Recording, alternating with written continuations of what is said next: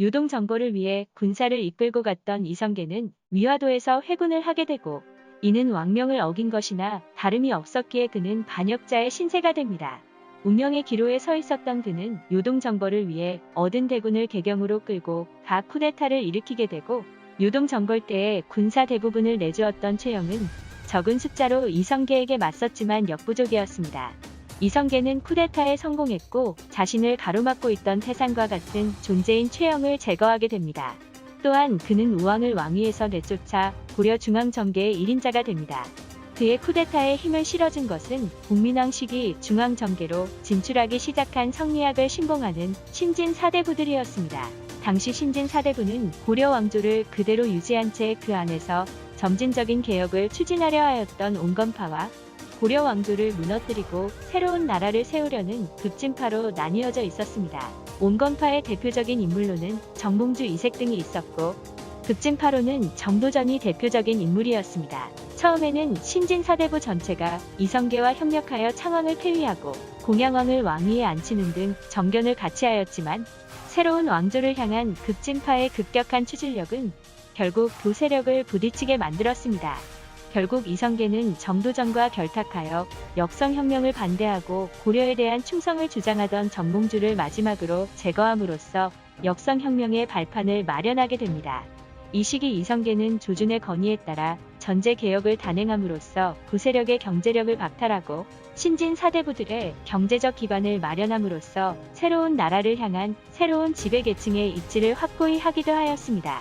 정몽주를 제거하고 4개월 뒤 이성계는 정도전 등의 추대를 받아 1392년 마침내 왕위에 오르게 됩니다.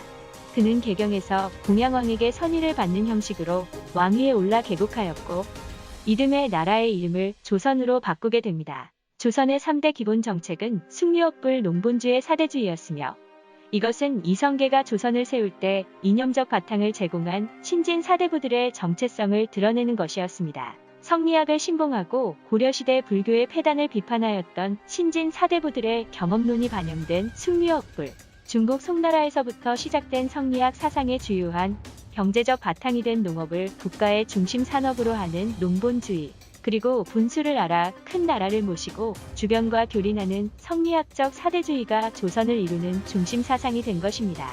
나라를 세운 뒤 이성계는 1394년 무학도사의 도움을 받아 한양의 도읍을 정하여 궁궐을 지을 수 있도록 수도를 옮기게 되고 이것은 고려의 본거지인 개경을 벗어남으로써 고려의 기득권층을 배제하고 새로운 지배계층을 형성하려는 의도에서 이루어진 것이었습니다.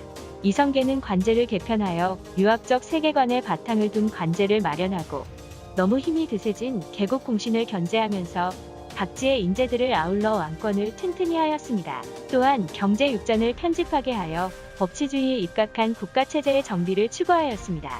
이 경제육전은 조선 초기 법전의 초석이 되었으며 조선 500년간 기본 법전이 된 경국대전에도 많은 영향을 미치게 됩니다. 고려를 무너뜨리고 새로운 정체성의 나라 조선을 세운 이성계의 재위기간은 1392년부터 1398년까지 불과 6년밖에 되지 않았습니다.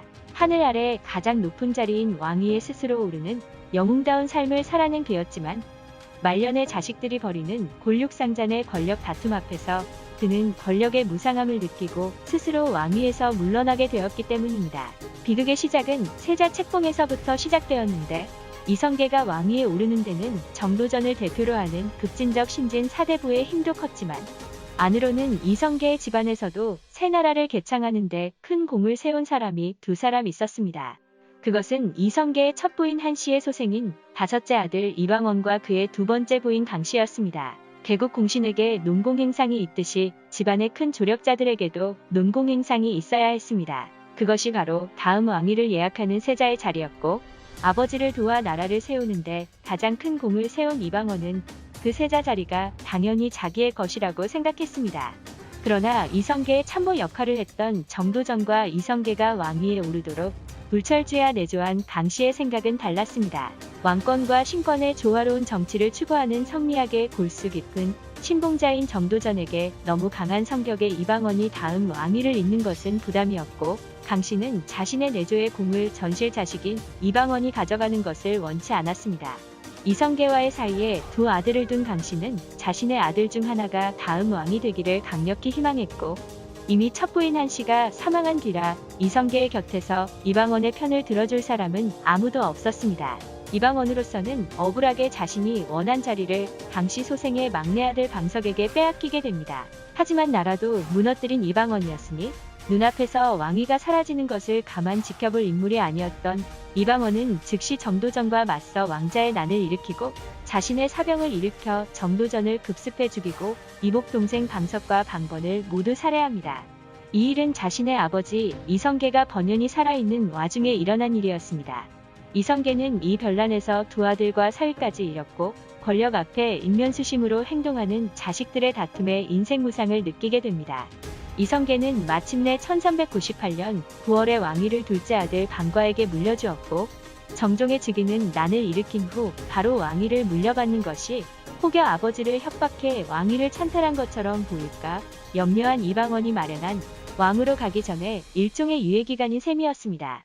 이후 2년 뒤 이방원은 2차 왕자의 난을 일으킨 넷째 형 방간마저 물리치고 정종으로부터 왕위를 넘겨받아 조선의 세 번째 왕으로 등극합니다. 한편 왕위를 둘러싼 자식들의 목숨을 건 권력 다툼에 회의를 느낀 이성계는 이방원이 왕위에 오르자 고향인 함경도로 들어가 돌아오지 않게 됩니다. 그는 다섯째 아들 이방원을 몹시도 증오하였지만 이미 이방원에게로 기운 대세는 다시 돌아오지 않았고, 이방원은 이성계를 모셔오기 위해 4번 차사를 보냈지만 이성계는 아들이 보낸 차사마저 모조리 죽여서 돌려보내지 않았다고 합니다. 이때 나온 말이 심부름 간 사람이 소식이 아주 없거나 또는 회답이 좀처럼 오지 않을 때 쓰는 함흥차사란 말입니다. 이후 이성계는 무학대사의 간곡한 설득으로 겨우 다시 한양으로 돌아와 해상왕의 자리에 있다가 창덕궁에서 74세의 나이로 사망합니다. 누구보다 영웅적으로 살았으나 그 끝은 가족들의 권력 욕심으로 인해 좋지 않았던 조선의 일대왕 이성계의 이야기였습니다.